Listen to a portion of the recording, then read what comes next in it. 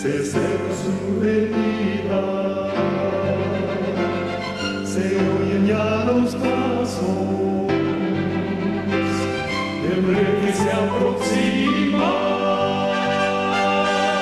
Tanta ley aún nos queda, anunciar a pueblo gente que Jesús está volviendo. Victorioso y esplendente, pronto vendrá, Cristo muy pronto vendrá,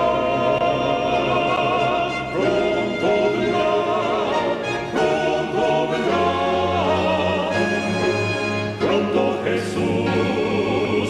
En la exposición de su santa palabra, hoy me toca compartir un tema que es de gran relevancia, exponerlo para que nosotros que somos de verdad presentes proclamemos ese verdadero evangelio y aclaremos a muchos corporativos y no corporativos sobre ese verdadero evangelio, pero tenemos que presentar ambos, el falso evangelio y el verdadero evangelio. El tema de hoy, y esta es una serie de temas, si el Señor permite de que vaya presentando esta serie, para mí humildemente será un privilegio hacerlo. No puedo exponer los otros temas sin poner este, que es la base, para que podamos entender el resto de los mensajes. Y es referente a qué es pecado. ¿Qué es pecado? Para muchos es fácil y usan varios textos de la Biblia y de esa manera definen lo que es pecado. Pero debemos presentar en su contexto bíblico lo que es pecado, pero también la definición falsa de lo que es pecado, porque hay una definición falsa. Recuerde que el enemigo tergiversa todo lo de Dios, ¿no? La definición que Dios da de pecado, Él la ha tergiversado. Allá en el siglo III al V, esa falsa definición se regó por todo el mundo y subsiste hoy en día, y es lo que prevalece en el mundo evangélico, protestante, y ya en el mundo corporativo adventista.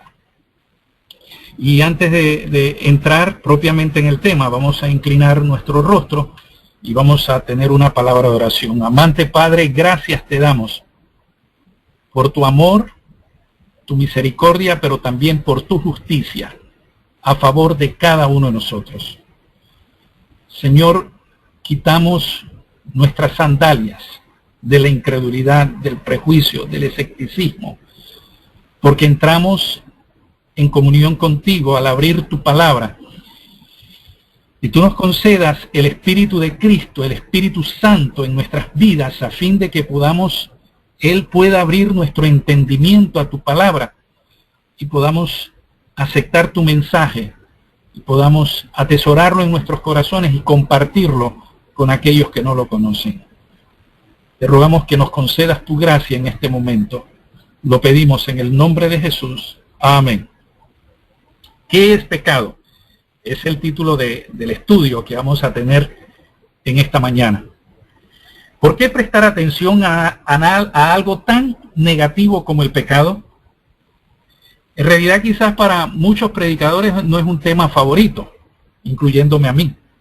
Pero, ¿qué pensarías de un médico que, sin examinarte, sin siquiera escuchar cuál es tu problema, cuáles son tus síntomas, te extiende una receta con el tratamiento o bien te indica una intervención quirúrgica sin haber llegado a un diagnóstico correcto?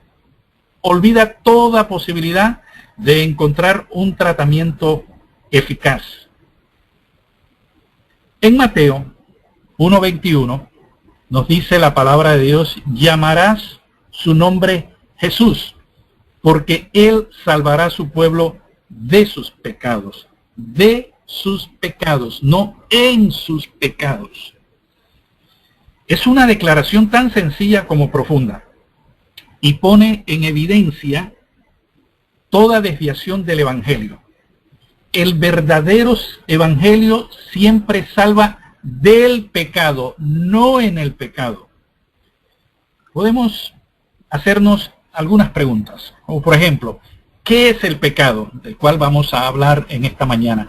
¿En qué consiste el pecado del que nos salva el Evangelio de Cristo? ¿Cuál es el pecado que nos hace culpables? ¿En qué consiste el pecado que trae condenación? Estas 4 preguntas serán respondidas a través del tema. Si no comprendemos bien qué es el pecado, todo lo demás en nuestra comprensión de Cristo y del Evangelio estará torcido, estará totalmente equivocado. En el panorama cristiano actual hay básicamente 2 comprensiones diferentes del pecado que llevan a 2 evangelios diferentes. Por supuesto, no hay 2 evangelios. Uno de ellos ha de ser un falso evangelio y es vital distinguir claramente entre ambos. Vamos a imaginarnos, porque no tenemos una pantalla o un tablero, vamos a imaginarnos 2 árboles. Uno, el de la izquierda, un árbol básicamente con definiciones contrapuestas. Así que vamos a poner en contraste esas 2 definiciones contrapuestas de pecado. Me referiré primeramente a la que considero la comprensión equivocada. Es la que corresponde al árbol, vamos a decirlo así, póngase su árbol a su mano izquierda, que es la mayoritaria en el cristianismo actual, desde su aparición en el siglo III, siglo IV, con el famoso San Agustín, y ese San entre comillas.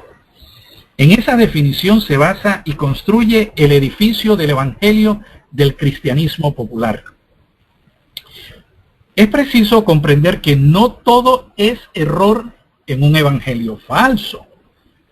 Vamos a prepararnos para encontrar una mezcla de verdad y error. Cuando analicemos el primer evangelio, el del árbol con hojas amarillas situado a la izquierda.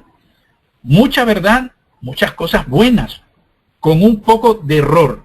Ha sido siempre la fórmula preferida por Satanás para seducir y engañar. Tal libro, tal predicación, tiene mucho de bueno. Es la fórmula perfecta para confundir, si uno no sabe distinguir la verdad del error.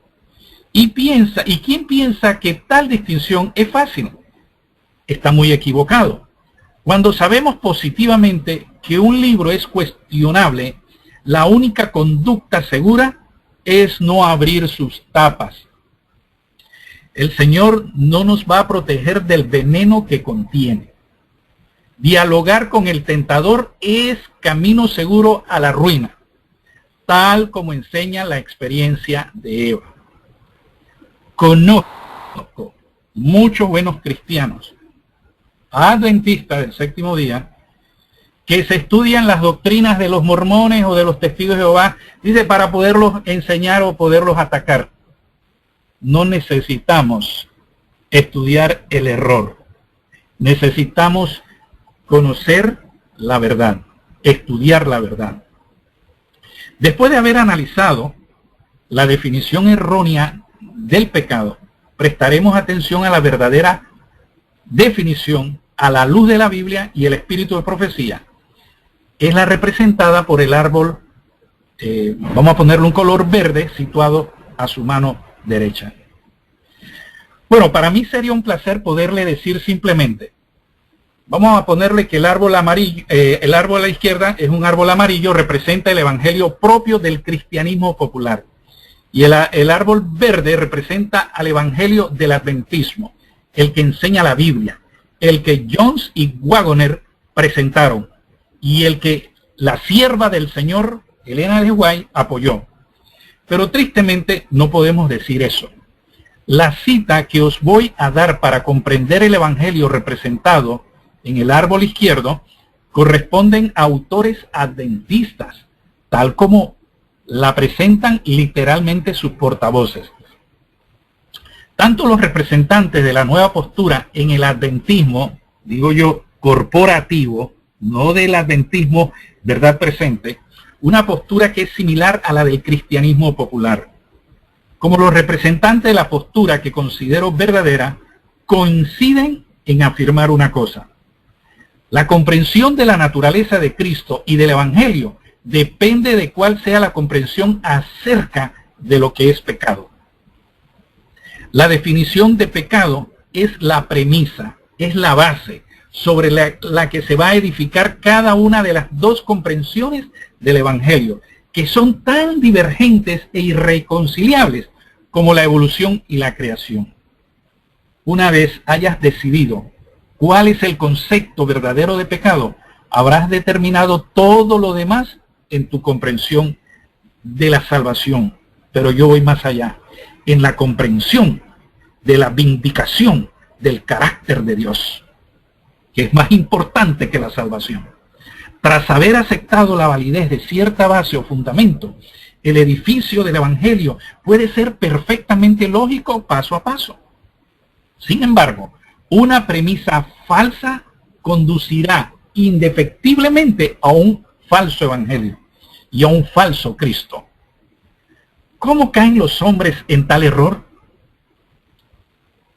Dice la sierva del Señor: comenzando con falsas premisas y luego tratando de que todas las cosas prueben que el error es verdad. En algunos casos, los primeros principios tienen una porción de verdad entretejida con el error. Por eso nos induce a ninguna acción, pero eso no induce a ninguna acción justa. Y esta es la razón por la cual los hombres son mal encaminados. Antes de analizar el evangelio popular o el falso evangelio, es necesario comprender una distinción importante entre carácter, nuestras decisiones, aquello de lo que somos individualmente responsables, y naturaleza, el equipo con el que nacemos, que es común a todos, no conlleva responsabilidad. El carácter sí.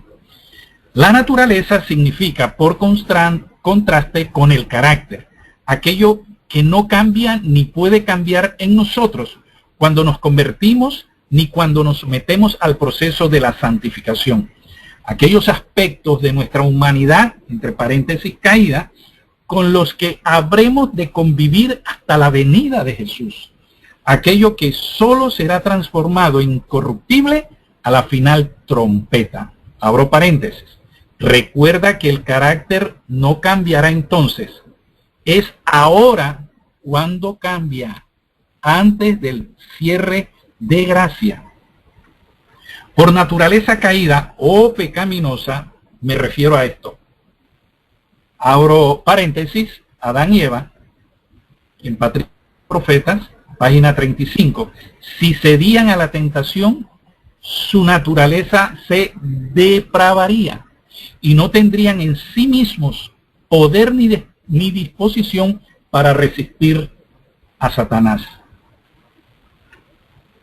No hace falta que estés de acuerdo en la forma de llamarlos, pero es imprescindible tener presente esa distinción entre los dos conceptos. Otra forma de ponerlos en contraste es esta: la herencia o equipamiento que recibimos al nacer, sin intervención alguna de nuestra voluntad. Antes me he referido a ella como naturaleza. Es algo biológico, está en nuestros genes. 2.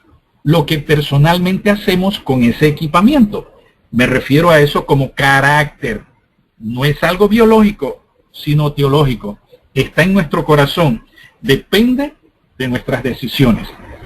A lo que llamo naturaleza caída, pecaminosa, la Biblia le suele llamar simplemente carne. Abro paréntesis, cuando no se refiere a la vianda. Velad y orad, Mateo 26, 41, para que no entréis en tentación. El espíritu a la verdad está presto, mas la carne enferma. Y en Romanos 8, 7 y 9, los designios de la carne son enemistad contra Dios, porque no se sujetan a la ley de Dios ni tampoco pueden. Y los que viven según la carne no pueden agradar a Dios. Pero vosotros no vivís según la carne, sino según el Espíritu. Designios de la carne equivale a las tendencias propias de nuestra naturaleza caída. Estas no se sujetan a Dios, ni pueden hacerlo. En el versículo 9, Pablo está refiriéndose a aquellos que se han convertido. En ellos ni ha desaparecido la carne, ni se ha convertido. No es ese el secreto de la conversión, ni de la santificación. El secreto es otro. Los convertidos no viven según la carne, sino según el Espíritu. Es decir, conviven con la carne, pero no viven según la carne. No siguen las tendencias de la naturaleza caída. ¿Qué significa no vivir según la carne, sino según el Espíritu? Significa que la carne se convierte viniendo a ser una carne santa en la que uno deja de ser tentado. ¿Es que acaso se deshace uno de su naturaleza caída? No. Significa que no se satisfacen las inclinaciones o tendencias de esa naturaleza caída, sino que se las somete, se las crucifica. Gálatas 5:24. Los que son de Cristo han crucificado la carne con sus pasiones y deseos. Gálatas 5:16. Andad en el Espíritu y no satisfagáis los deseos de la carne. Pero es muy importante observar que la lucha no cesa. Sigue mientras tengamos esa naturaleza. Gálatas 5:17. El deseo de la carne es contra el Espíritu y el del Espíritu es contra la carne. Y estos se oponen entre sí para que no hagáis lo que quisierais. Lo anterior puede sorprender, pues es la experiencia de todos. Hay victorias conseguidas sobre tentaciones que dejaron ya de serlo para nosotros. ¿Significa eso que nuestra carne es santa o parcialmente santa? No. Significa que vamos acercándonos a una mente santa, a la mente de Cristo. Y ese es el segundo tema, pero no tenemos tiempo para presentarlo hoy. Descuida la oración o el estudio de la Biblia y pronto verás lo poco santa y convertida que está tu naturaleza, mi naturaleza, tu carne, mi carne. Esa fue la experiencia del gran apóstol Pablo. 1 Corintios 9:27. Hiero mi cuerpo y lo pongo en servidumbre, no sea que, habiendo predicado a otros, yo mismo venga a ser reprobado. Dice la sierva del Señor en Hechos de los Apóstoles, página 253. Pablo sabía que su lucha contra el mal no terminaría mientras durara la vida. Siempre comprendía la necesidad de vigilarse severamente para que los deseos terrenales no se sobrepusieran al celo espiritual. Con todo su poder, continuaba luchando contra las inclinaciones naturales. Volveremos a ese punto más adelante. Para comprender lo que quiero explicar, es imprescindible distinguir entre lo que se convierte en el nuevo nacimiento, la mente, el carácter, y aquello que no cambia hasta la segunda venida de Cristo, la naturaleza. Es necesario distinguir entre lo que recibimos al nacer, la naturaleza, y lo que hacemos personalmente, carácter, con ese equipo que hemos recibido. La sierva del Señor empleó frecuentemente la expresión mancha de pecado. Algunos han intentado relacionar eso con la naturaleza y no con el carácter. Pero véase cómo hizo ella la distinción, cómo se refirió a la situación de los sellados, cuya naturaleza es aún caída, pecaminosa. Dijo de ellos que estarán sin mancha, lo mismo que la Biblia. Vaya a Santiago 1:27. La sierva del Señor relacionó la mancha de pecado con el carácter, no con la naturaleza. El sello de Dios, Maranata, página 238. El sello de Dios no será puesto nunca en la frente de un hombre o una mujer que sean impuros. Nunca será puesto sobre la frente de seres humanos ambiciosos y amadores del mundo. Nunca será puesto sobre la frente de hombres y mujeres de corazón falso o engañoso. Todos los que reciban el sello de Dios deberán estar sin mancha delante de Dios y ser candidatos para el cielo. Alabado sea el nombre del Señor.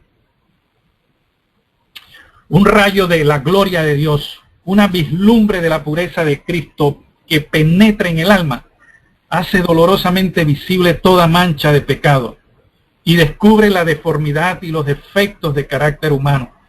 Hace patente los deseos profanos, la incredulidad del corazón y la impureza de labios.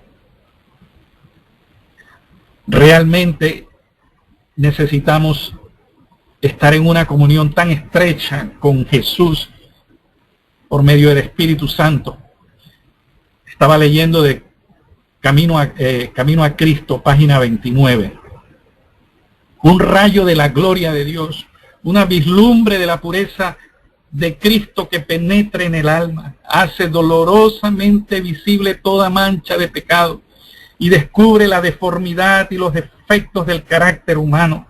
Hace patente los deseos profanos, la incredulidad del corazón y la impureza de los labios.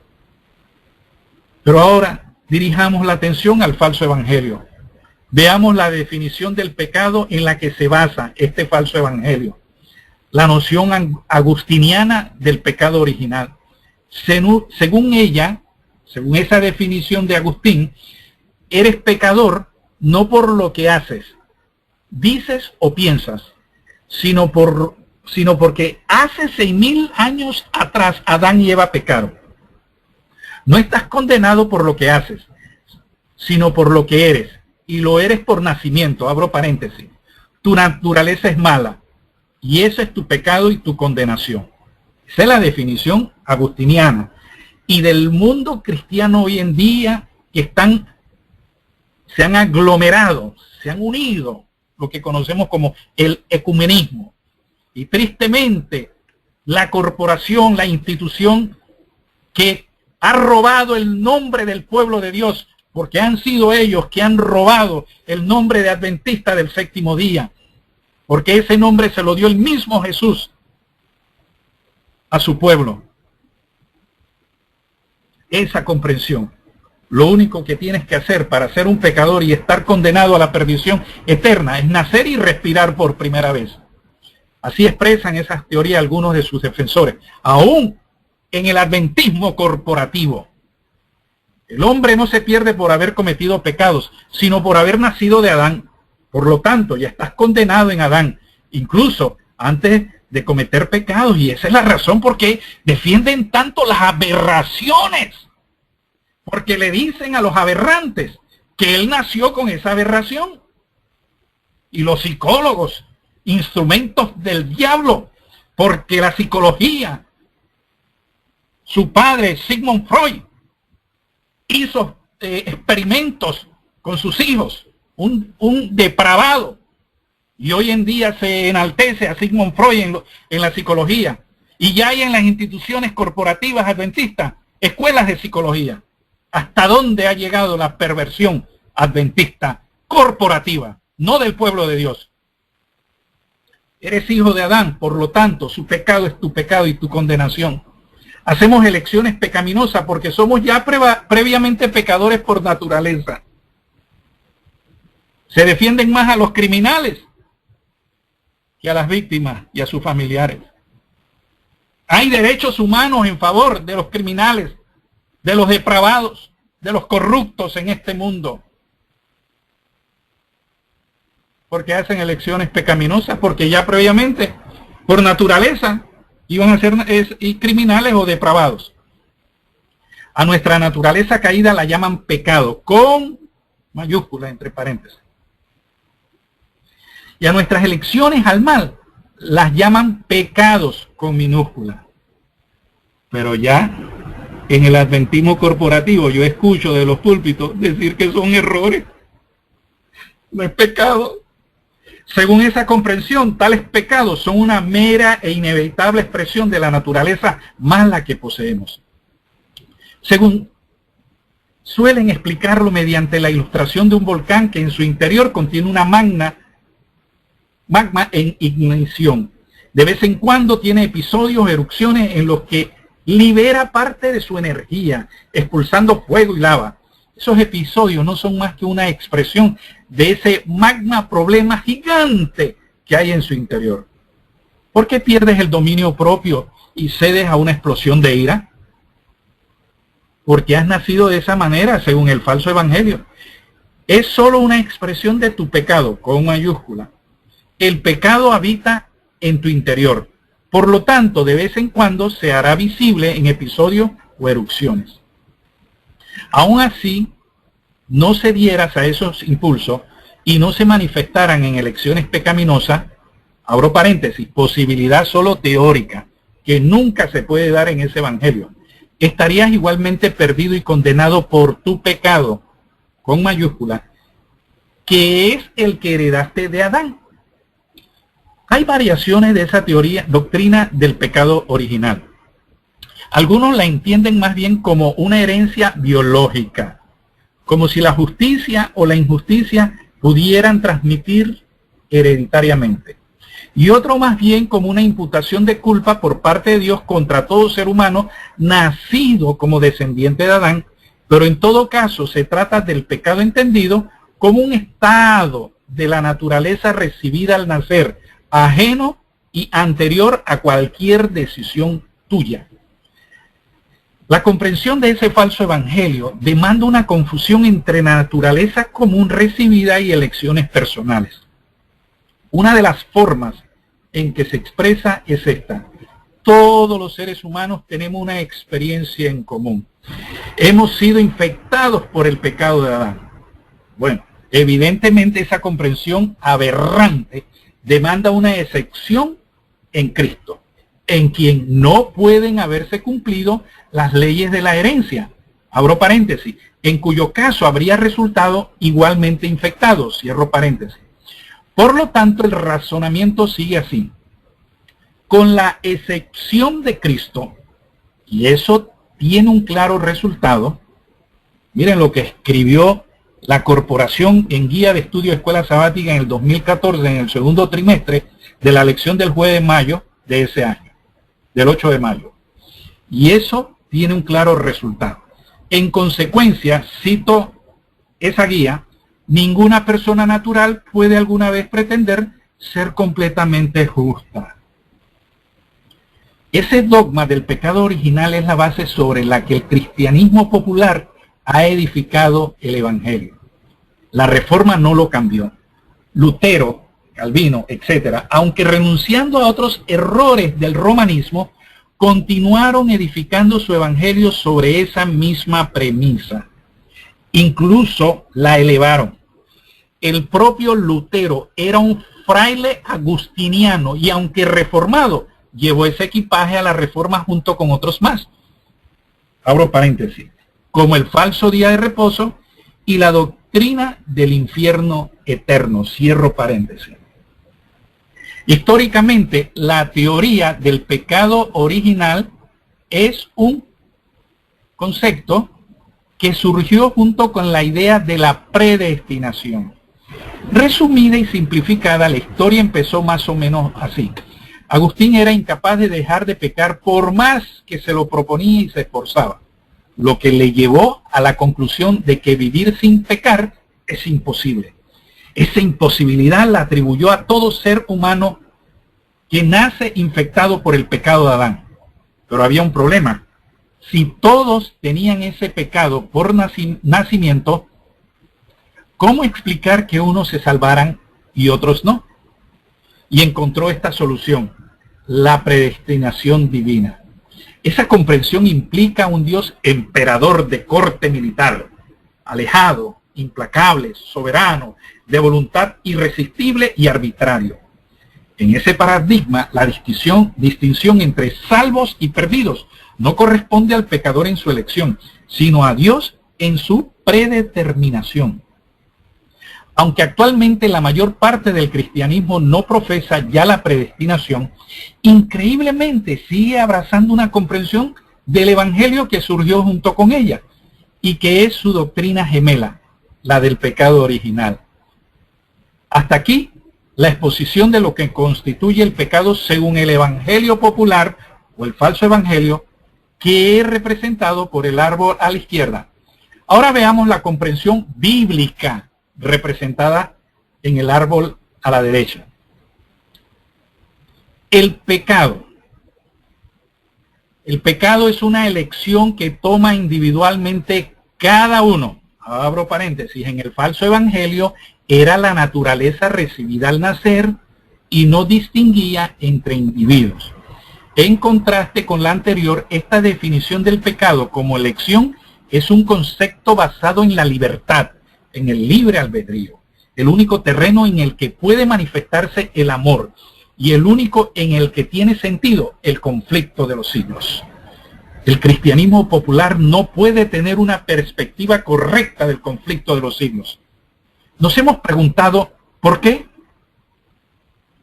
Piensa qué sentido tiene que Dios haya tolerado la rebelión de Satanás durante milenios, si se la considera bajo la prisma de un Dios militar, implacable, soberano, de voluntad irresistible. En el verdadero evangelio, la definición del pecado como elección coincide con la anterior de algunas cosas. Desde el mismo nacimiento recibimos una naturaleza mala, nacemos en un mundo malo, etc. Nuestra naturaleza nos empuja o arrastra en el sentido equivocado, descendente. Cuando Adán y Eva se rebelaron, trastocaron este mundo y también nuestra naturaleza, que por sí misma no tiene poder ni disposición para vencer a Satanás. En Mateo 16:24, Jesús dijo a sus discípulos, si alguno quiere venir en pos de mí, niéguese a sí mismo y tome su cruz y sígame. Niéguese a sí mismo significa lo mismo que tomar la cruz. Significa la necesidad de resistir los malos deseos de la naturaleza, la necesidad de batallar contra ella. El apóstol Pablo dijo en 1 Corintios 15:31, cada día muero. En Romanos 13:14, mas vestíos del Señor Jesucristo y no hagáis caso de la carne en sus deseos. Y en Romanos 8:13, si viviereis conforme a la carne, moriréis. Mas si por el Espíritu mortificáis las obras de la carne, viviréis. Tu naturaleza y la mía es nuestro enemigo y nos traicionará cada vez que le demos oportunidad. El diablo nos tentará siempre a través de nuestra naturaleza. Habremos de contender con ella todo el tiempo hasta la venida de Jesús. Seguimos teniendo nuestra naturaleza caída después de convertirnos, ya que la naturaleza no se convierte ni se queda en el fondo del bautisterio cuando nos bautizamos.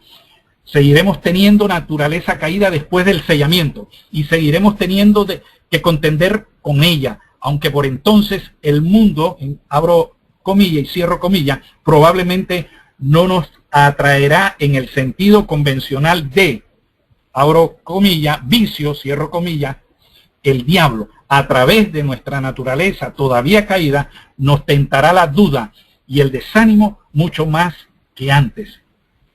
Veamos esta declaración de la sierva del Señor, Elena G. de White, para comprender lo anterior. El remanente en el tiempo de angustia clamará, Dios mío, ¿por qué me has abandonado? Leí de Spalding a Magan, la 2a-3. ¿Estás preparado para la experiencia del Getsemaní? Más adelante veremos las implicaciones de eso, pero no hay razón para angustiarse anticipadamente. Una vez que Cristo haya salido del santuario y se haya quitado las vestiduras sumos sacerdotales, Dios habrá retirado su gracia para el perdón de los pecados, porque ya no la necesitaremos, pero no retirará su gracia para vencer el pecado. La tendremos en doble medida, o triple, o cuádruple. Nunca la retirará. Es un don de Cristo por la eternidad. La rebelión no se levantará dos veces. No olvides que es también un don para el presente. Así pues, la naturaleza con la que nacemos es un equipo defectuoso, malo, tendente al mal. Nos empuja o atrae siempre en la mala dirección. Pero eso no equivale a culpa, no equivale a pecado. Significa solo tentación. Ahí está la gran diferencia. No se es automáticamente pecador, culpable, condenado, por haber nacido en el planeta, en este planeta desgraciado, o del padre desgraciado, Adán. Si te condenara finalmente, la causa de tu condenación no habrá sido Adán y Eva. Tomaron hace 6.000 años la decisión de rebelarse contra Dios. Ese es un punto muy importante. Ezequiel 18:20. El alma que pecare, esa morirá. El Hijo no llevará por el pecado del Padre, ni el Padre llevará por el pecado del Hijo. La justicia del justo será sobre él, y la impiedad del impío será sobre él. Pecas, y ese es el pecado que te condena. Cuando, conociendo la diferencia entre el bien y el mal, tomas la decisión deliberada de hacer lo malo, o bien de ruir lo bueno, cuando dices, no, Señor, lo voy a hacer a mi manera, no me voy a dejar, ¿qué se cree ella o qué se cree él?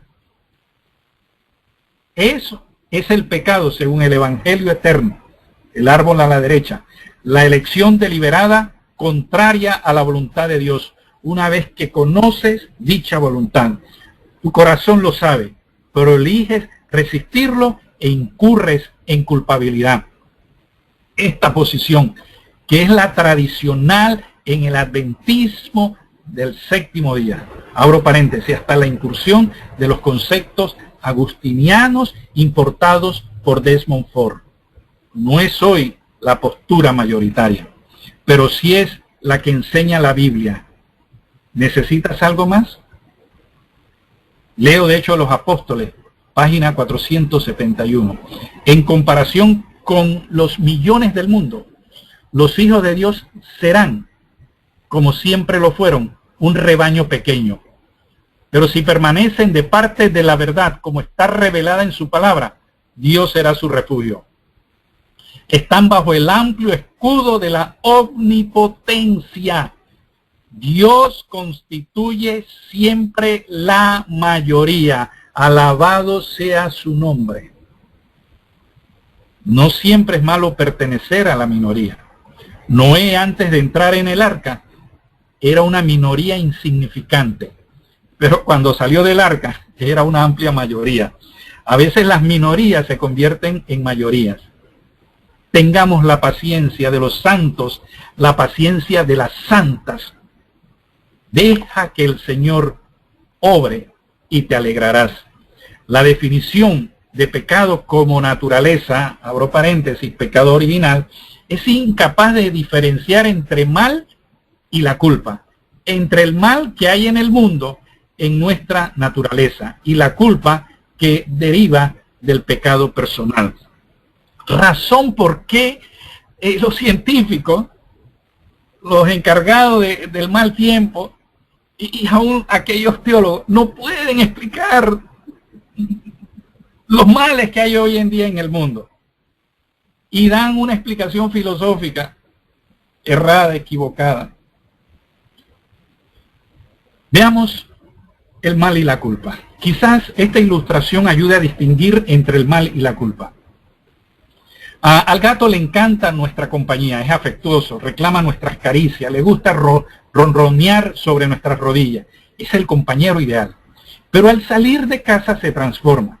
Estira las orejas, tensa la cola y se pone en una situación de alerta. No lo hace para contemplar la puesta del sol, ni para oler las rosas del jardín. Dentro de casa acepta nuestras reglas, pero al salir fuera, él es quien las impone.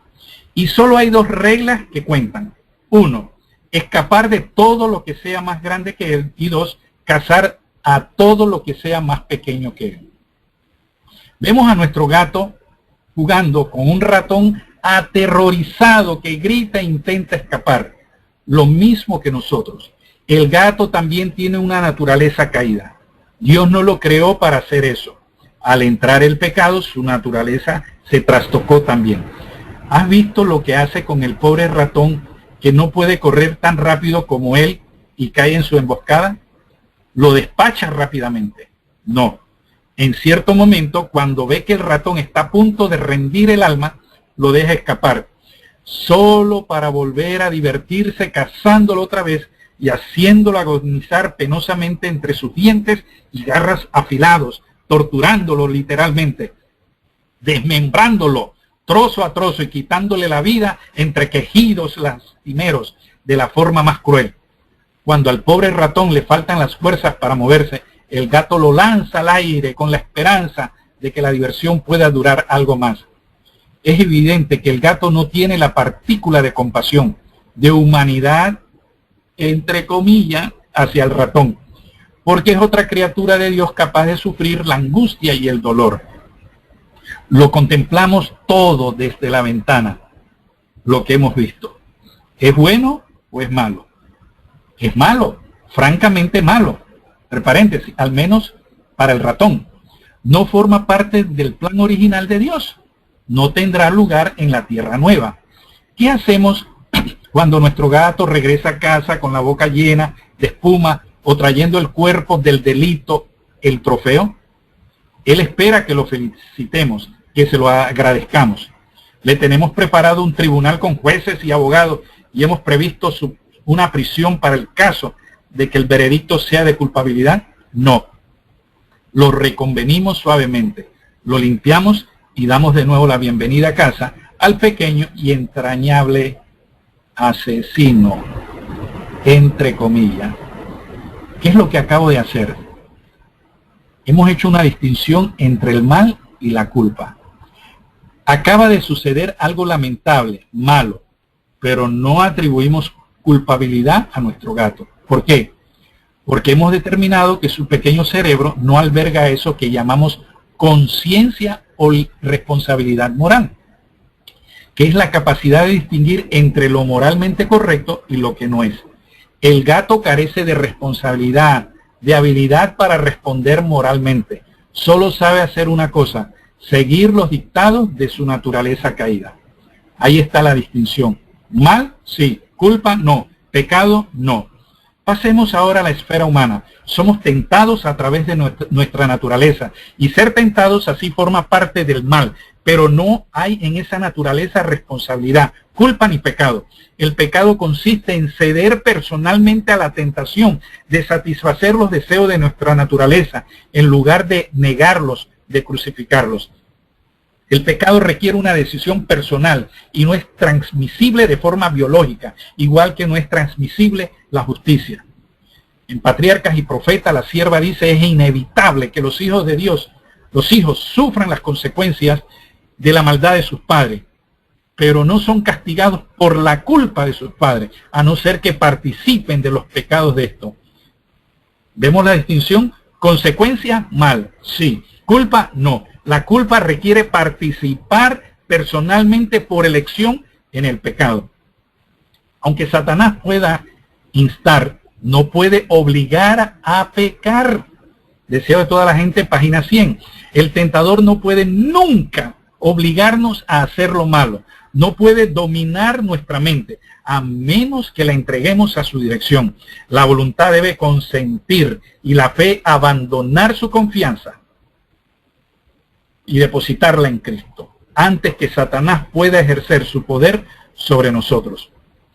En el hogar cristiano, página 112, por sí misma, la carne no puede obrar contra la voluntad de Dios. Las dos citas precedentes ilustran también una realidad en el Evangelio verdadero, que Satanás no es todopoderoso. A ese propósito vale la pena leer una cita más. En el Conflicto de los Siglos, página 543. De ahí que trate constantemente de engañar a los discípulos de Cristo con su fatal sofisma de que le es imposible vencer. Tentación o pecado es la de mayor importancia distinguir entre ambas cosas. Consideremos de nuevo la cita de la sierva del Señor referida al pueblo remanente. Una vez que el tiempo de gracia terminó y ha recibido el sello de Dios, Cristo ha salido ya de su santuario y ha cesado su obra intercesora. El remanente, en el tiempo de angustia, clamará: Dios mío, ¿por qué me has abandonado? ¿Eso es bueno? ¿Es bueno sentirse abandonado por Dios hasta el punto de clamar así? ¿Era ese el plan divino para Adán y Eva al crearlos? ¿Sucederá en la tierra nueva? No. No es bueno, es malo. Pero, ¿Qué te parece? ¿Hay culpa en ello? ¿Es pecado o es solo tentación? ¿No clamó Jesús así en la cruz? ¿Pecó por ello? Podemos estar seguros de que solo somos culpables ante Dios por nuestras elecciones y no por nuestra naturaleza caída que hemos recibido. Es muy importante, mis amados hermanos, comprender el punto siguiente. Gracia abundante. El primer mandamiento que Dios dio a Adán y Eva en esta tierra era algo muy simple, muy claro. Génesis 2:17.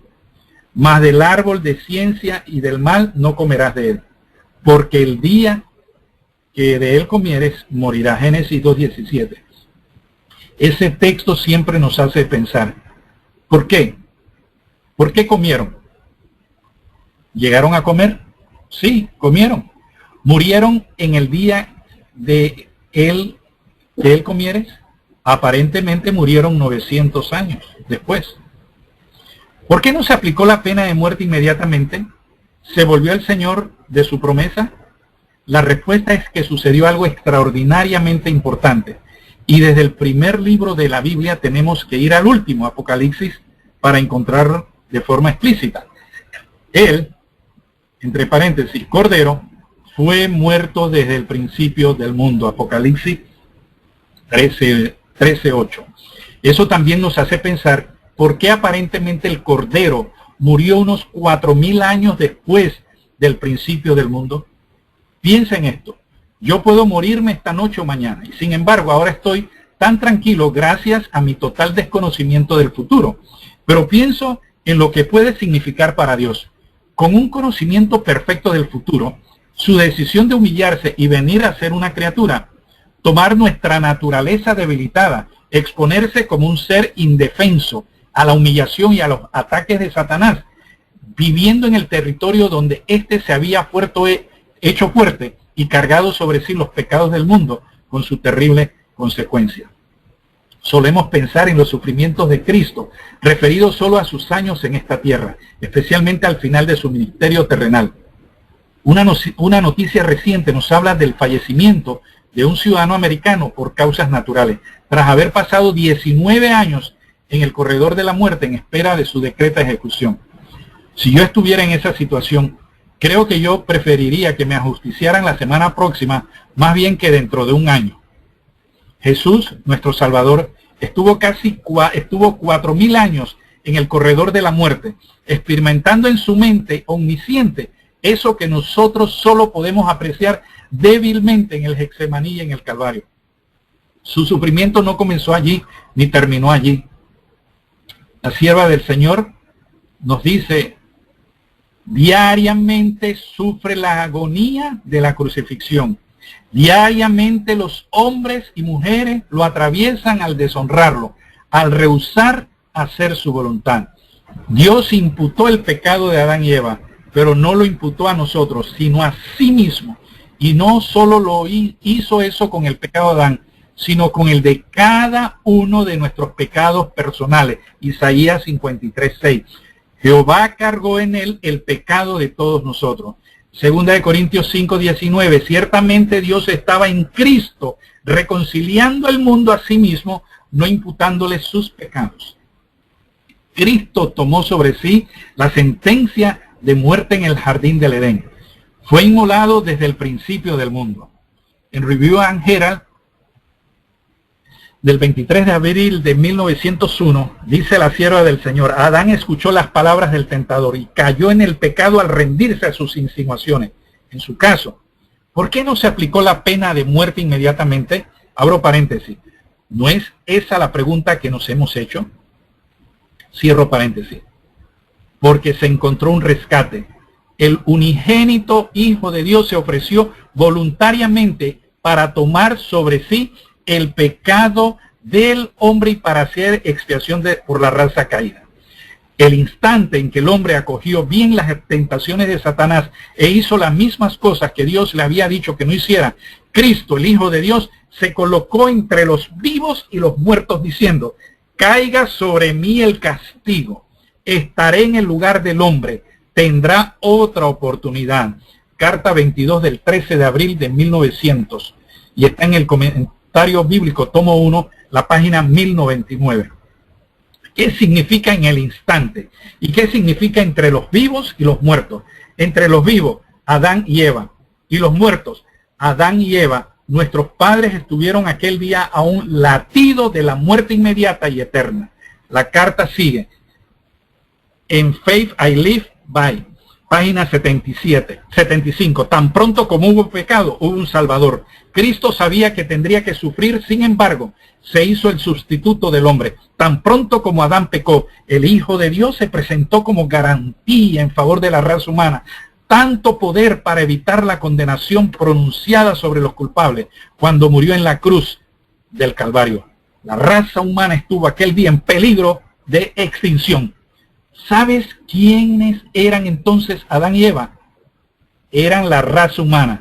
Si en lugar de cumplirse en Cristo la sentencia se hubiese cumplido en Adán y Eva, hoy no estaríamos aquí.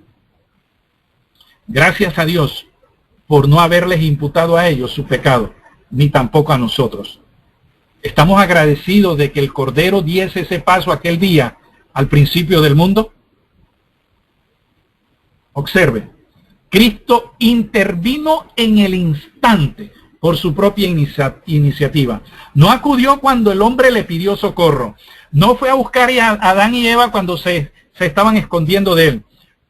Podemos leer la Biblia de principio al final y no encontrarás ninguna parábola de una oveja perdida que tenga que ir a buscar a su pastor.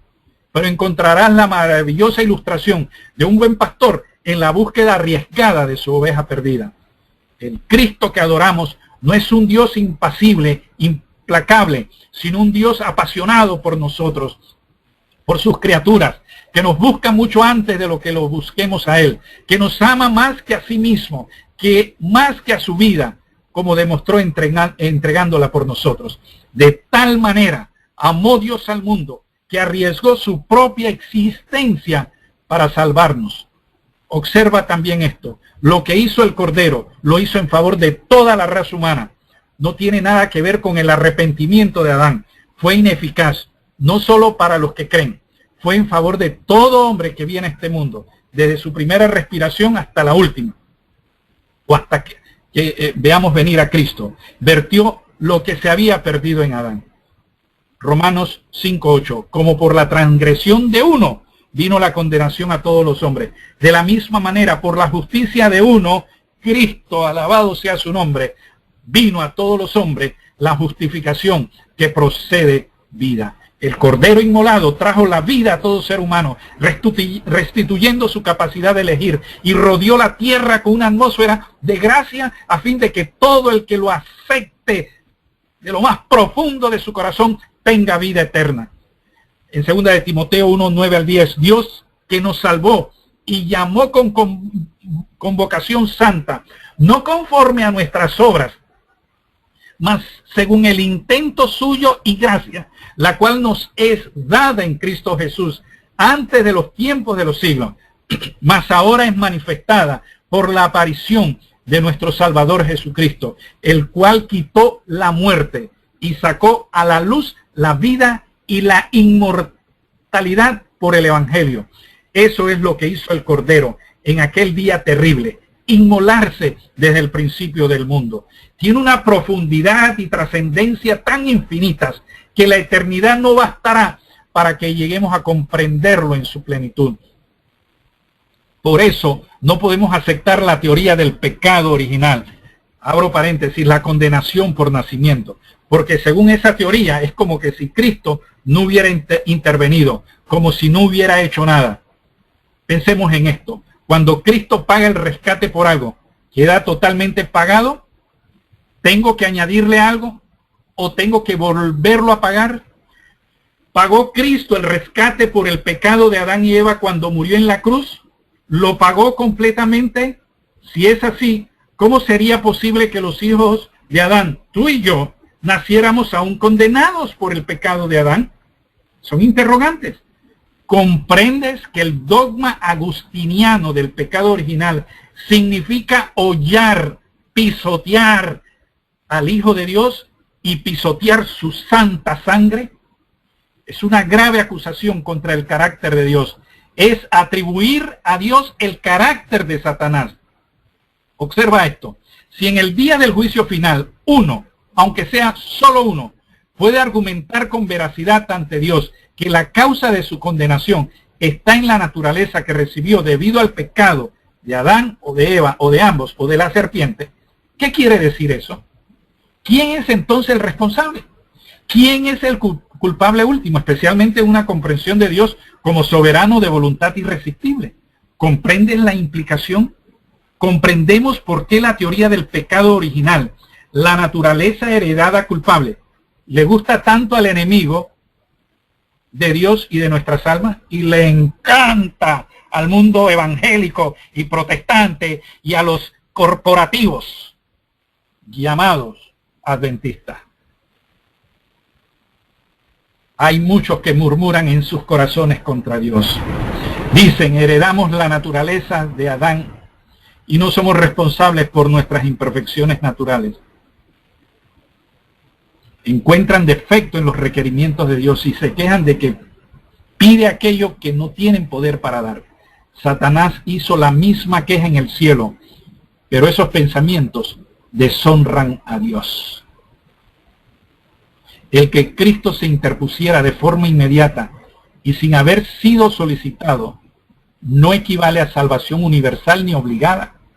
¿Podían perderse Adán y Eva aún después que Cristo pagó por su pecado? ¿Podían? Podían. Caín es un ejemplo de ello. ¿Dónde estuvo la diferencia entre Caín y Abel? ¿En la naturaleza de uno y el otro? ¿En una elección arbitraria por parte de Dios? La diferencia estuvo en la elección que cada uno hizo. Génesis 4, 6 y 7. Entonces Jehová dijo a Caín, ¿por qué te has ensañado y por qué se ha inmutado tu rostro? Si bien hicieres, no serás ensalzado. Si no hicieres bien, el pecado está a la puerta. Eso recuerda las palabras de Jesús en Juan 5, 28. Vendrá ahora al 29, cuando todos los que están en los sepulcros oirán su voz. Y los que hicieron bien saldrán a resurrección de vida, mas los que hicieron mal a resurrección de condenación. Ni Caín ni Abel nacieron culpables del pecado de Adán. Ambos nacieron en una atmósfera de gracia sobreabundante, traída por el Cordero inmolado desde el principio del mundo. Caín, en el juicio, no podrá resistir a Dios argumentando que se condenó por un pecado, el de su padre, del que no era responsable, ni tampoco podrá aducir que se condenó por una decisión arbitraria por parte de Dios. En aquel día toda boca se callará, también la de Caín, reconociendo la perfecta justicia de Dios, reconociendo la perfecta justicia de Dios y misericordia de Dios.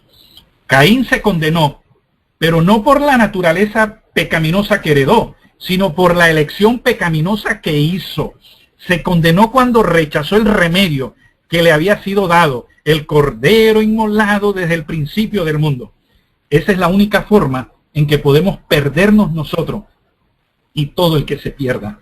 En el pecado original estás automáticamente condenado por el simple hecho de nacer en naturaleza culpable debido al pecado de Adán. En ese falso evangelio es muy fácil perderse.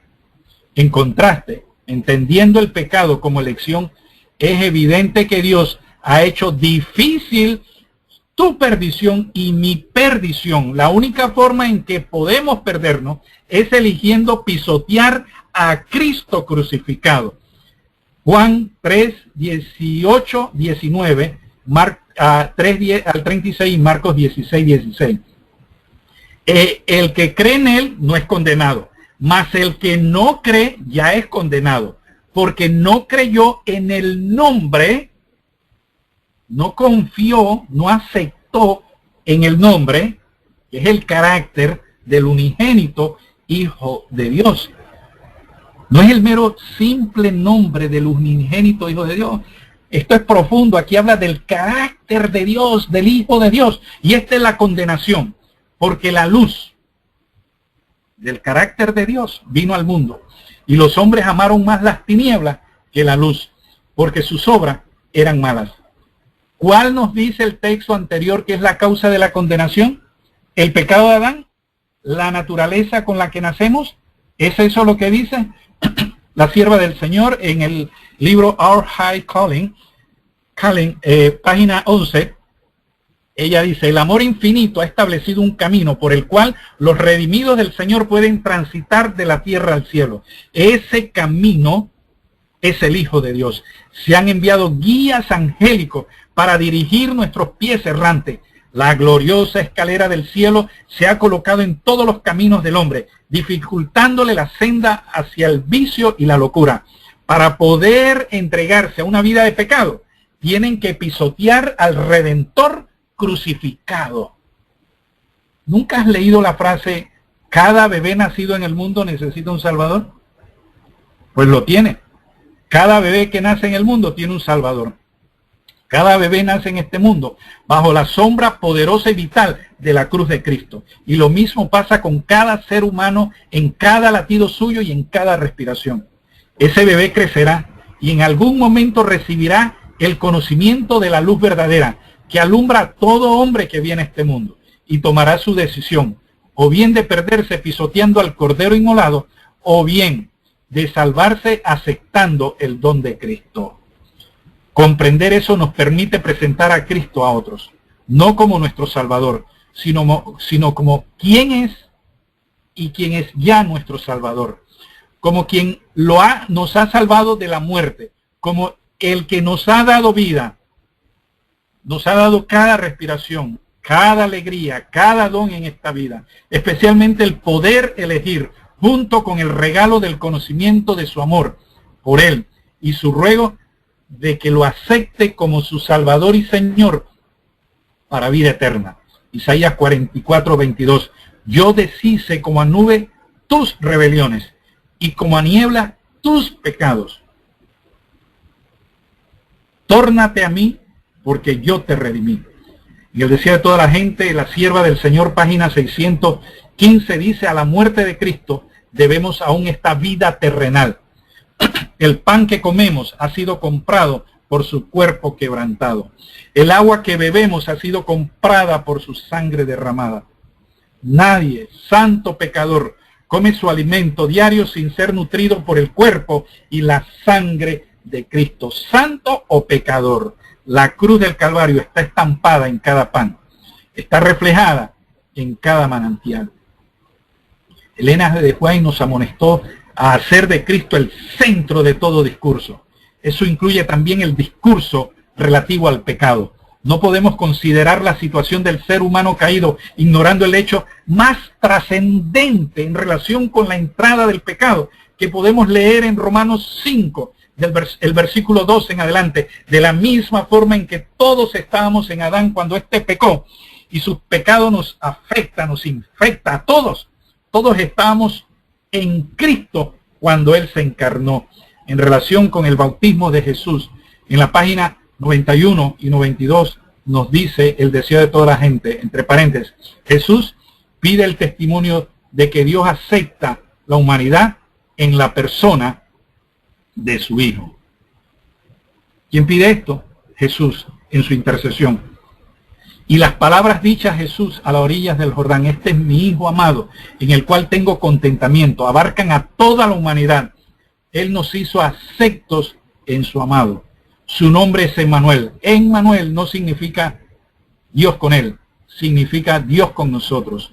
Su acto de justicia nos afecta a todos tan ciertamente como afectó a todos la deslealtad del primer Adán. El amor de Cristo nos constriñe, pensando esto, que si uno murió por todos, luego todos son muertos. 2 Corintios 5:14, Romanos 5:15. Mas no como el delito, tal fue el don. Porque si por el delito de aquel uno murieron los muchos, mucho más abundó la gracia de Dios a los muchos, y el don por la gracia de un hombre, Jesucristo. Para efectos de salvación, la condenación que trajo el pecado de Adán quedó revertida por el don de la justicia de Cristo. Abro paréntesis, el postrer Adán. Tal es la atmósfera de gracia que rodea la tierra. Donde abundó el pecado, sobreabundó la gracia. De ahí la expresión mucho más en Romanos 5. Es una terrible acusación contra Dios la que hace el dogma del pecado original, al afirmar que Dios imputa a cada descendiente de Adán la culpa y el pecado de éste, y que la única libertad que el hombre tiene es la libertad de pecar, como si Dios estuviese interesado en la perpetuación del pecado. Dios no imputó al mundo el pecado de Adán. Segunda de Corintios 5:19. Dios estaba en Cristo reconciliando al mundo a sí mismo, no imputándole sus pecados. Al contrario, anunció: enemistad pondré entre ti, paréntesis, la serpiente y la mujer. Es decir, le proveyó un poder mediante el cual podría resistir al pecado y sobreponerse a él. El cordero inmolado desde el principio del mundo restituyó para el hombre la libertad de escoger, el deseo de hacer el bien y el poder para realizarlo. Volviendo a la distinción entre el mal y la culpa, te invito a abrir la Biblia en Juan 9:1 al 3. Los discípulos estaban ante uno que había nacido ciego, puesto que el maestro estaba con ellos. Les pareció la ocasión ideal para resolver la gran intriga teológica que los tenía perplejos. Le preguntaron sus discípulos diciendo: Rabí, ¿quién pecó, este o sus padres, para que naciera ciego? Observen, no le estaban preguntando si aquel ciego era un pecador. No, para ellos era obvio. Bastaba con mirar sus ojos, era ciego. Eso no les plantea ninguna interrogante. Hasta ahí no tenían problema. Si era ciego, es porque era pecador. Tal era una creencia que tenían en común con los fariseos. En el versículo 34 de Juan 9 lo pueden leer. Este era su único problema. Había nacido así. ¿Hicieron sus padres algo muy malo para que el niño naciera maldito con la ceguera? ¿O bien fue él mismo quien pecó antes de nacer? En tal caso, tuvo que ser en el vientre de su madre en algún momento durante los 9 meses de embarazo. ¿Qué respondió Jesús? Ni este pecó, ni sus padres. ¡Sorpresa! Es como si le hubiera dicho: estáis totalmente confundidos. Sois incapaces de distinguir entre la ceguera y el pecado, entre el mal y la culpa. Continúa así: sino para que se manifestasen las obras de Dios. Hasta entonces se habían manifestado las obras de Satanás. ¿Cómo se manifestaron las obras de Dios? Jesús levantó su mano y le dijo: te perdono la ceguera. ¿Es perdón lo que necesitaban aquellos ojos? No, la ceguera, aún siendo mala, no es pecado y no necesita perdón. Necesita sanación, lo mismo que nuestra naturaleza caída. La sanación del ciego es un anticipo de lo que Dios va a hacer al final, a la final trompeta, cuando esto corruptible se vista de incorrupción. Dios no nos perdona por nuestra naturaleza caída. No hay nada que perdonar en ella. La naturaleza, caída o no, no es ningún ente inteligente sujeto a responsabilidad moral. Hay una diferencia entre el mal que hay en nuestro mundo, en nuestra naturaleza, y la culpabilidad, abro paréntesis, el pecado, de que somos responsablemente responsables, perdonen la redundancia, pero debe quedar marcada en nuestra mente, por nuestras elecciones y que determina nuestro destino eterno. Aún siendo mala, no hay responsabilidad, pecado ni culpa en nuestra naturaleza, en lo que recibimos por herencia. Donde hay responsabilidad es en nuestro carácter, en las elecciones que tomamos, en los hábitos que desarrollamos. No solo la ceguera, también la diabetes, el cáncer, los accidentes, aún la propia muerte, la muerte primera, el sueño, son las consecuencias inevitables del mal, de una naturaleza caída y de un mundo caído. No debe preocuparnos. Eso no se cura hasta la venida de Cristo. No es pecado.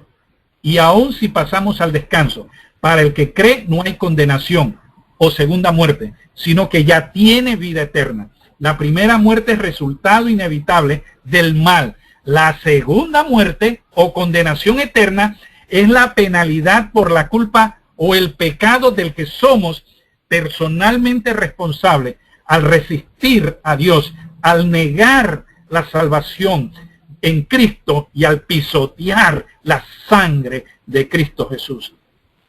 Juan 5:24. El que oye mi palabra y crea al que me ha enviado tiene vida eterna, y no vendrá condenación, mas pasó de muerte a vida.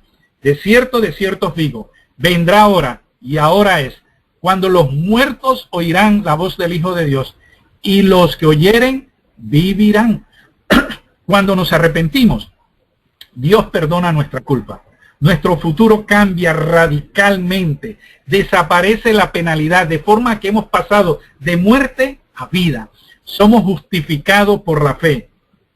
Y no olvidemos lo que señaló el hermano E.J. Waggoner. Ser justificado por la fe es ser hecho justo por la fe. Es ser hecho obediente a la ley por la fe. ¿Quita Dios el mal al mismo tiempo? ¿Lo quita del mundo de nuestra naturaleza? No, hasta la segunda venida de Cristo. Pero entonces no perdona nuestra naturaleza, sino que la cura, la restaura, la hace nueva, como ilustró al curar a los ojos del ciego. En su segunda venida, Jesús no viene a perdonar. Hebreos 9:28, léalo. En el plan de la redención, Dios trata de forma diferenciada el problema del mal y el de la culpa. Hay dos aspectos diferenciados, derivados de la entrada del pecado. Uno, el mal. No va ligado a la culpa ni a la responsabilidad personal. El otro, el pecado personal, conlleva penalidad, que es la muerte segunda. Justo e injusto sufrimos de igual el mal que hay en el mundo y en nuestra naturaleza caída. En resumen, 1.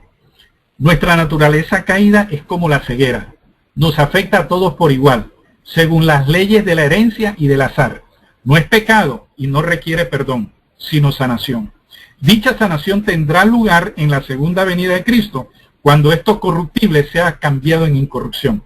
En contraste, 2. Nuestra culpabilidad y pecado derivan de nuestra elección personal y son objetos del perdón, que no se administra en la segunda venida ni en el momento posterior a la finalización del tiempo de gracia.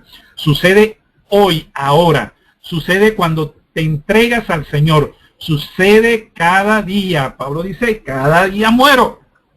Vea que va asociada a la responsabilidad, la culpa del pecado.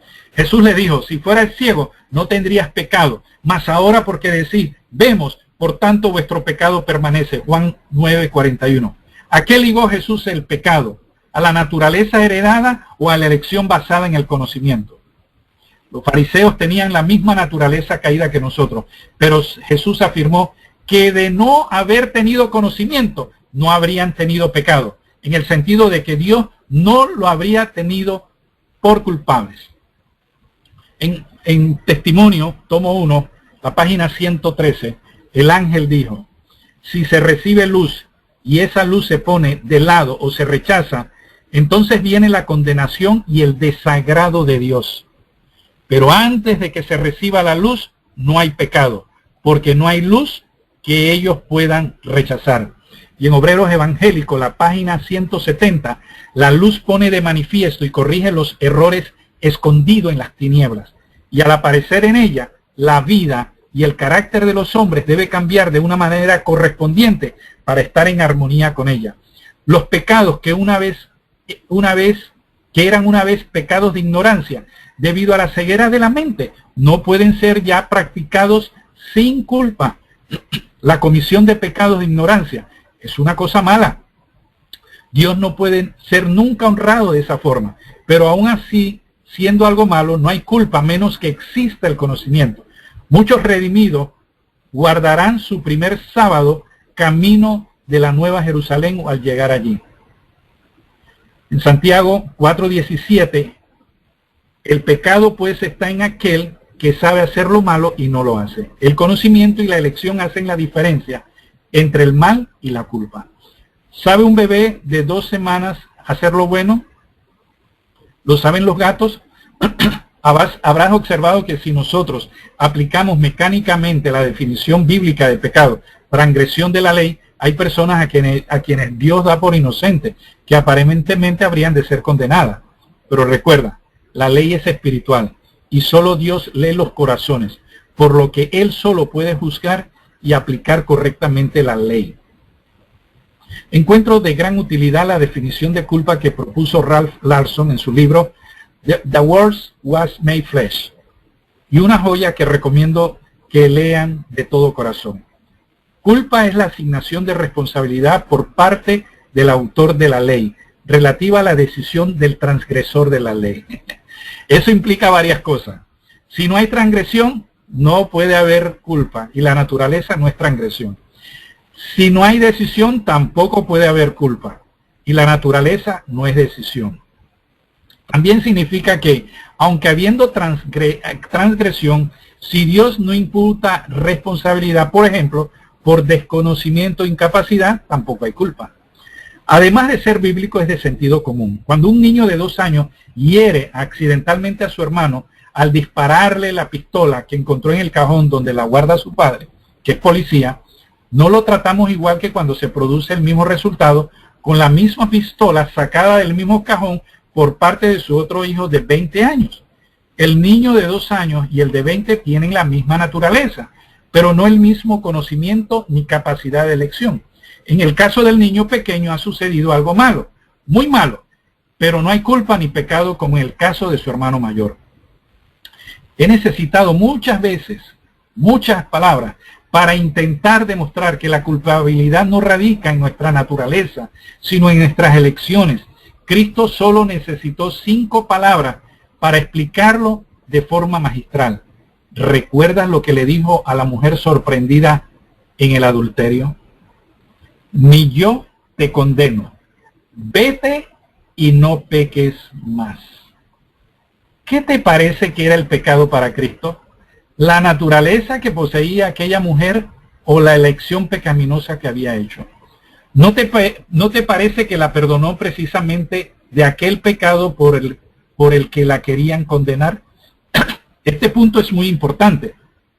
A fin de comprender la salvación en el contexto del conflicto de los siglos, la única definición válida de pecado se encuentra en Conflicto de los Siglos, página 547. Es la que da la palabra de Dios. Y el espíritu de profecía, mis amados hermanos, es palabra de Dios. El pecado es la transgresión de la ley. Es la manifestación exterior de un principio en pugna con la gran ley de amor que es el fundamento del gobierno de Dios. La pretendida definición de pecado como un estado de la naturaleza es inválida para comprender cómo apareció el pecado en el cielo, entre paréntesis, con Lucifer, e igualmente inválida para comprender cómo se introdujo el pecado en esta tierra con Adán. Ni el pecado de Lucifer, ni el de Adán se pueden explicar en términos de algo que hubieran recibido. Si esa definición, el pecado como naturaleza, no vale para comprender la entrada del pecado en el universo y en nuestro mundo, es que no vale para nada que tenga que ver con el pecado. Es cierto que existe un estado de pecado, pero es siempre la consecuencia de una elección previa que conlleva responsabilidad y no al contrario. La tentación no es pecado. Santiago 1, 14 y 15. Cada uno es tentado cuando de su propia concupiscencia, ¿qué concupiscencia? Cualquier deseo de nuestra naturaleza que no esté en armonía con la voluntad de Dios. Cuando de su propia concupiscencia es atraído y cebado. Y la concupiscencia, después que ha concebido, pare el pecado, y el pecado, siendo cumplido, engendra la muerte. Atraído y cebado. La tentación, para ser realmente tentación, ha de incluir 2 elementos. Intentaré explicarlo mediante una ilustración televisiva. ¿Estás interesado en probar cada uno de los horrores y depravaciones que ves en las noticias, aunque sea una sola vez, por curiosidad para saber en qué consisten? Seguro que no. Con toda probabilidad más bien te repugna. Para ti eso no ha sido una tentación. Al oír ese relato, no has sentido el más mínimo deseo de reproducirlo en tu experiencia o imaginación. Pero eso para ti no ha sido tentación. Lo fue para alguien. En caso contrario, no aparecería en las noticias. La tentación requiere 2 elementos. Un estímulo exterior. Satanás presenta miles de ellos porque sabe que cada persona es distinta y lo que para uno es atractivo para otro no puede serlo. Segundo, algo en mi naturaleza que resulte atraído, que sea sensible a ese particular estímulo, algo que despierte mi curiosidad, de tal manera que me interese o me resulte agradable de alguna forma. Es multiforme y variable de persona a persona. Por eso Satanás presenta multitud de estímulos diferentes. Para que tenga lugar la tentación, ha de coincidir ambas cosas, el estímulo externo y la atracción en mi naturaleza. Si falta la segunda, no hay tentación. Imagina que no hubiera ni un solo estímulo al mal que te resultara de alguna forma atractivo. En ese caso, no podría ser tentado. Por otra parte, todos sabemos lo que es resistir y vencer algunas de las tentaciones que se han presentado. Cuando sentimos la atracción de algún estímulo, pero por la gracia del Señor vencimos. Pues bien, según la teoría del pecado original, en realidad no vencimos, sino que pecamos igualmente. La teoría del pecado original afirma que el simple hecho de que nuestra naturaleza se sienta atraído por algo, aun si resistimos esa tentación, es ya pecado. Dice, es malo. Sentir atracción. Por lo tanto, cada vez que te sientas atraído, ya estás pecando. Confunden el mal, entre paréntesis, tentación, con culpa, ceder a la tentación. ¿Es eso lo que dice Santiago 1:14? No. El versículo describe la tentación, no el pecado. El pecado aparece en el versículo 15. Concebido. Una vez que cedemos a ese deseo de nuestra naturaleza, ha nacido algo. Y lo que ha nacido, lo que se ha concebido, es el pecado. El dogma del pecado original, pecado entendido como naturaleza, pone el pecado en el versículo 14. La Biblia lo pone en el 15. Interesante, mis amados hermanos. En Testimonio 5, la página 165. Al tolerarse un pensamiento impuro y acariciarse un deseo no santificado, el alma se contamina y se compromete su integridad. Entonces la concupiscencia, después que ha concebido, da a luz el pecado, y cuando el pecado es consumado, produce la muerte. Un pensamiento impuro y un deseo no santificado, ¿son buenos o son malos? Son malos. ¿De dónde proceden? De Satanás, que nos tienta mediante nuestra naturaleza caída. Pero la teoría del pecado original no distingue entre el mal y culpa, entre tentación y pecado. Afirma que un pensamiento impuro no tolerado, un deseo malo que no es acariciado, sino rechazado, es ya pecado a pesar de que no lo toleres ni acaricies. ¿Dice eso la Biblia? ¿Lo dice la sierva? Vayamos al Edén en su pureza. En Génesis 1:30 leemos, vio Dios todo lo que había hecho, y he aquí que era bueno en gran manera. Seguimos leyendo unos versículos más adelante. En Génesis 2:9, y había Jehová Dios hecho nacer de la tierra todo árbol delicioso a la vista, y bueno para comer. También el árbol de vida en medio del huerto, y el árbol de ciencia del bien y del mal. ¿Sigues pensando que todo lo que Dios había hecho era bueno en gran manera? Estaba allí el sitio en donde Adán y Eva podían ser tentados por el diablo. Allí, 3:6, vio la mujer que el árbol era bueno para comer y que era agradable a los ojos, y árbol codiciable para alcanzar sabiduría. Ahí estaba el estímulo, y Eva podía percibir aquel árbol y su fruto como bueno, agradable, codiciable. Es decir, la naturaleza de Adán eran sensibles al estímulo. Se daban ambos factores. Se podía producir la tentación. Según eso, ¿cómo podemos estar seguros de que aún estando allí aquel árbol, todo lo que Dios había hecho era bueno en gran manera? Naturalmente, porque lo dice Dios. No necesitamos ninguna otra seguridad. Bien, allí estaba la tentación, y no obstante, el paraíso, árbol de la ciencia del bien y del mal incluido, era bueno en gran manera. Se podía haber dicho lo mismo si la tentación hubiese sido equivalente a pecado. ¿Se puede concluir que el pecado de la ciencia del bien y del mal era pecado? Eso no solo es falso, sino también un disparate. Miren lo que dice en Patriarcas y Profetas, página 35. Adán y Eva podían ser tentados por Satanás solamente en un sitio, en el árbol del conocimiento del bien y del mal. Pero tras la entrada del pecado en este mundo, Satanás nos puede tentar en cada sitio, en cada momento. En cierto sentido, se podría decir que el pecado de Adán y Eva, además de privarnos del árbol de la vida, plantó el árbol del conocimiento del bien y el mal en nuestra propia naturaleza, dentro de cada uno, de forma que va allí donde nosotros vamos y podemos ser tentados en todos los sitios. Pero observemos, eso no equivale a pecado. No más que la presencia del árbol en el Edén. El pecado fue y es ceder a la tentación. Por cierto, ¿qué nos parece? ¿Podía ser Cristo tentado en todo como Adán en su pureza edénica, solamente en un sitio y por un tiempo?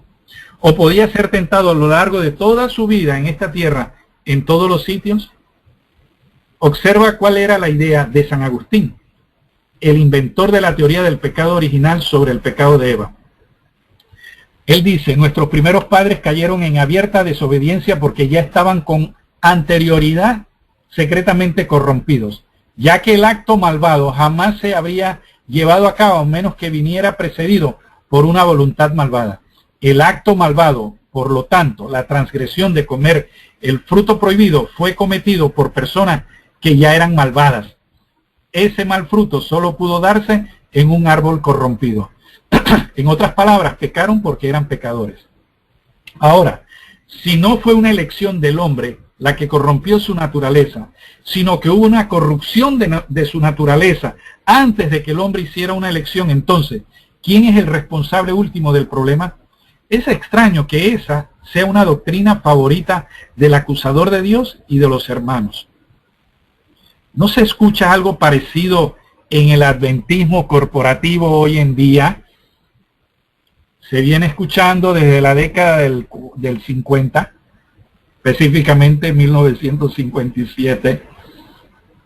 Se oye que Eva pecó antes de tomar el fruto porque se separó de Adán.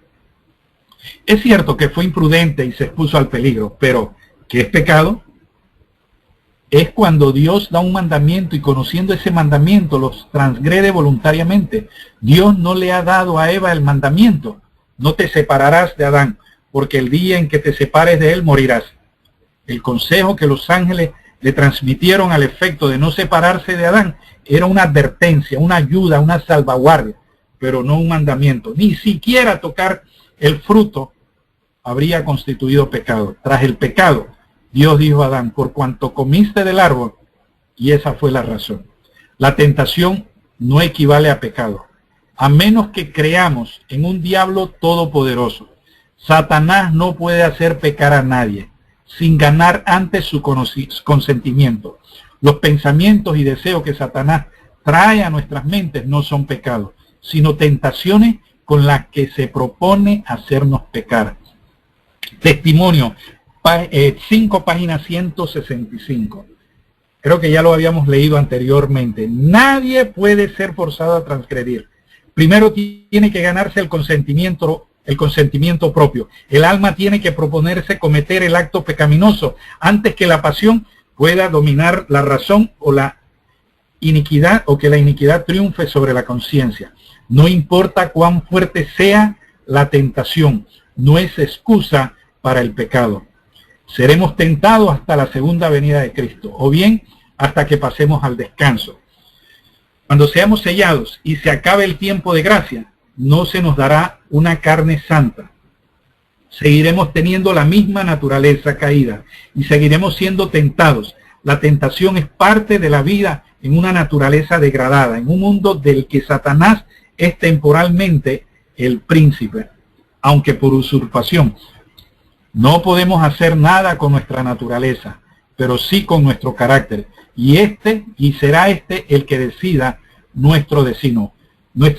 Página, Palabra de Vida del Gran Maestro, página 226. Hay 2 clases de personas en el mundo hoy en día. Y hay tan solo 2 clases que serán reconocidas en el juicio. La que viola la ley de Dios, el que viola la ley de Dios y los que la obedecen. El carácter viene definido por nuestras elecciones. El pecado consiste en acariciar, en tolerar esos pensamientos y deseos contrarios a la voluntad de Dios. Tolerar, acariciar es ceder. Haciendo así, la tentación se resuelve en pecado. Pero Dios te ha dado su poder y te ha dado la capacidad, y a mí también, de elegir, de forma que nadie ni nada, tampoco nuestra naturaleza, puedan obligarte a transgredir. En Mente, Carácter y Personalidad, página 447, hay pensamientos y sentimientos sugeridos y fomentados por Satanás que molestan aún a los mejores hombres. Pero si no se los albergan, si se los rechazas por odiosos, el alma no se contamina con la culpa y nadie recibe la mancha de su influencia. Puesto que el pecado es elección, no naturaleza caída, Jesús pudo tomar nuestra naturaleza en su condición caída y ser tentado en todo como nosotros. No estamos solos, mis amados hermanos. Jesús venció en nuestra naturaleza todas nuestras tentaciones. Abrió para nosotros un camino nuevo y vivo por el velo, esto es por su sangre, Hebreos 10:20. Por su carne. Todo lo que se necesita es que tengamos la mente de Cristo. Este va a ser el siguiente tema. Eso son buenas nuevas. El Evangelio basado en el pecado original asume que Cristo no tomó nuestra naturaleza caída, por lo tanto tuvo carne santa. Eso significa que nosotros habremos de seguir pecando hasta no haber recibido una carne como esa. En consecuencia, hoy no tiene para nosotros ningún sentido que haya pues en vosotros la mente que hubo en Cristo. Lo que necesitaríamos según eso es que haya pues en vosotros la carne que hubo en Cristo. Malas nuevas, que afortunadamente no están en la Biblia. Relación a Hebreos 4:15. Cristo fue tentado en todo según nuestra semejanza. Con Santiago 1:14. Cada uno es tentado cuando de su propia concupiscencia es atraído y cebado. Y comprenderás que Jesús fue tentado desde su interior de forma semejante a como lo somos nosotros. Podemos estar seguros de que en Jesús operó ese elemento imprescindible en la tentación, que consiste en que la naturaleza sea sensible, que se sienta atraída por el estímulo, tal como lo describió Santiago. ¿Es un pecado sentirse poderosamente atraído por algún estímulo? Mensaje selecto, tomo 3, página 149. La tentación se resiste cuando el hombre se ve poderosamente persuadido a cometer la acción errónea y, sabiendo que él puede cometerla, resiste por la fe, aferrándose firmemente al poder divino. Esta fue la prueba por la cual Cristo pasó. Cierto día una hermana en la fe me pidió su ayuda, sintiendo que estaba al borde del desánimo por algo extraño que le estaba sucediendo. Mientras oraba, acudían a su mente pensamientos malvados. Intenté animarla como solemos hacer en ciertas ocasiones, pero no me atreví a decirle que Cristo la podía socorrer, debido a que Él también fue tentado como ella y venció. Porque estaba en la otra teoría. ¿Fue Cristo tentado en todo? Me parecía irreverente.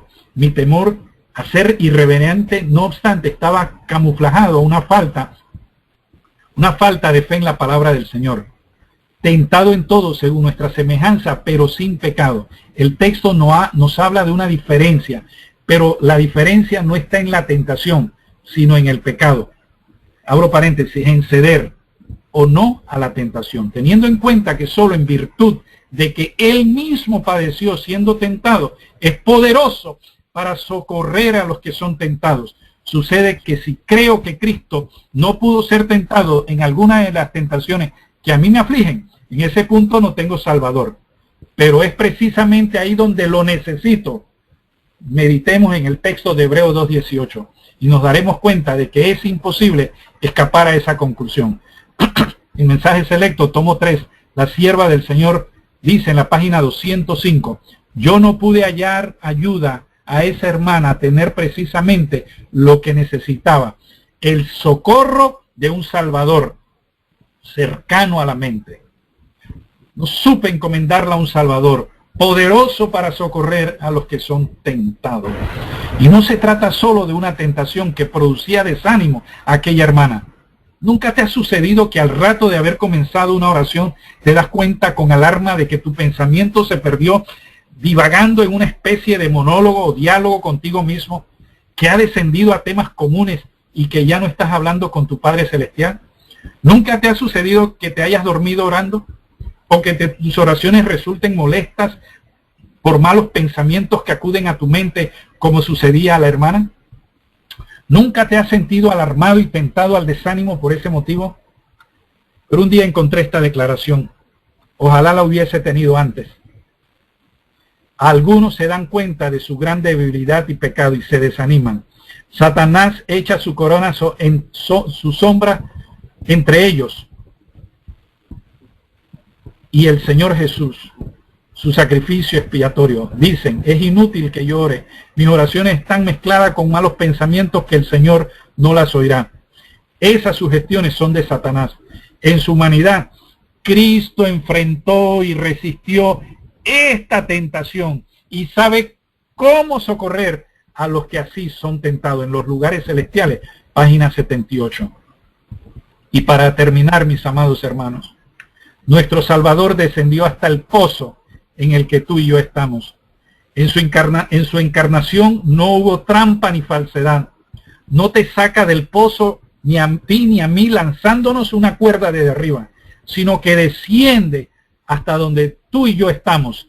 Nos toca, como lo hizo para sanar al leproso. Y nos dice, venga, ven, vamos al cielo. Cuando el hermano Waggoner presentó esas ideas, cada fibra de mi corazón decía, amén. Materiales, página 348. Y cada vez que yo contemplo el carácter de Cristo y pienso en su inmenso amor, me enternece también. Y el cielo nos quiere invitar en esta mañana a que depongamos nuestras vidas, nuestro carácter a Cristo Jesús, para que Él nos dé su carácter, para que Él nos imparta su poder, su espíritu, su gracia. Él viva en nosotros.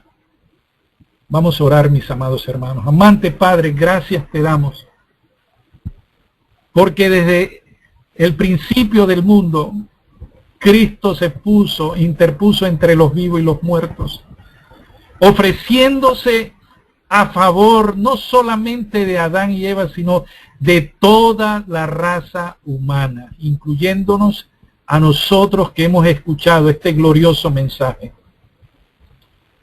Te rogamos, oh Padre, el perdón de nuestros pecados. Y gracias porque tú nos perdonas, pero también nos das a tu Hijo unigénito para que Él venga a nuestras vidas, Él venga a nuestros corazones, a nuestras mentes, a través del Espíritu Santo, a través de su Espíritu, y nos santifique. Para que cuando seamos tentados, Cristo nos dé la victoria sobre toda tentación, sobre todo pensamiento malo y egoísta. Te agradecemos, oh Señor, por este hermoso plan de redención que tú trazaste a través de Cristo Jesús. Y gracias porque nos hace participantes de la naturaleza divina de tu Hijo amado Jesús. Te rogamos, oh Señor, que nos guíes en este santo día. Y cada segundo de nuestras vidas nos lleve a contemplar al glorioso Redentor Jesús. Y por fe podamos contemplarlo, Señor. Te lo pedimos en su nombre. Amén.